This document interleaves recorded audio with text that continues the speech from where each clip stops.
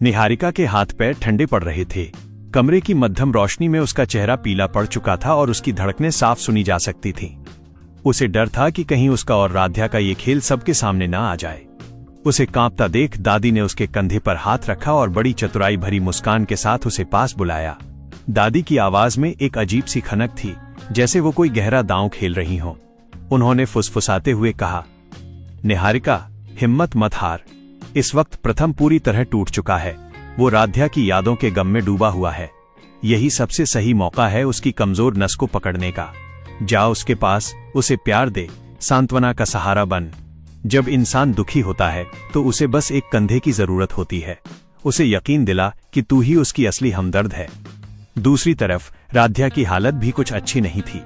वो कमरे के भीतर पसीने से तरबतर होकर अपने नकली बालों विग को सेट करने की नाकाम कोशिश कर रही थी। गर्मी और घबराहट की वजह से गोंद ठीक से चिपक नहीं रहा था। उसने आईने में खुद को देखते हुए झुंझलाकर कहा, लगता है इस पसीने की वजह से आज ये बाल सही से सेट ही नहीं हो पाएंगे। अगर किसी ने मुझे इस हालत में देख लिया तो अनर्थ हो जाएगा। खुद को शांत करने के लिए उसने सोचा कि पहले नहाकर शरीर को ठंडा कर लेती है, फिर फुर्सत से नानी का रूप धारण करेगी। राध्या अभी बाथरूम में गई ही थी कि बाहर से जोर जोर से दरवाजा पीटने की आवाज आने लगी। वो उर्मी और दादी थीं। उर्मी ने चिल्लाते हुए कहा, दरवाजा खोल दो, वरना हमसे बुरा कोई नहीं होगा। आखिर अंदर ऐसा क्या कर रही हो जो कुंडी चढ़ा रखी है? राध्या के गले में जैसे प्राण अटक गए। वो अभी साधारण भेस में थी और उसे पलक झपकते ही नानी बनना था। बाहर मचते शोर ने उसकी सोचने समझने की शक्ति खत्म कर दी थी। तभी उसे एक तरकीब सूझी।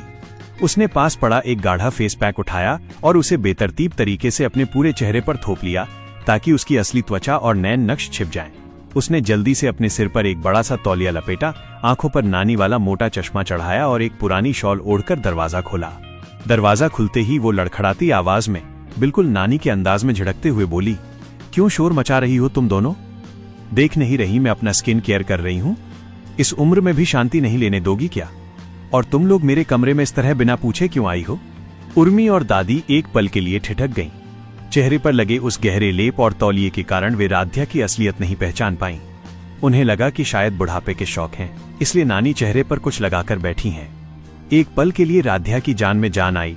वो बच तो गई थी, लेकिन ये शांति ज्यादा देर की नहीं थी। उर्मी की निगाहें कमरे के फर्श पर गिरी, उस गोंद की शीशी और विग के एक हिस्से पर पड़ी जो बेड के नीचे से हल्का सा झांक रहा था। खतरा टला नहीं था, बल्कि और गहरा गया था। अब राध्या को समझ नहीं आ रहा था कि वो उन सबूतों को कैसे छिपाए, जबकि दादी की तेज नजरें कमरे का मुआयना करने लगी थी। आने वाला पल राध्या के लिए किसी अग्नि परीक्षा से कम नहीं होने वाला था।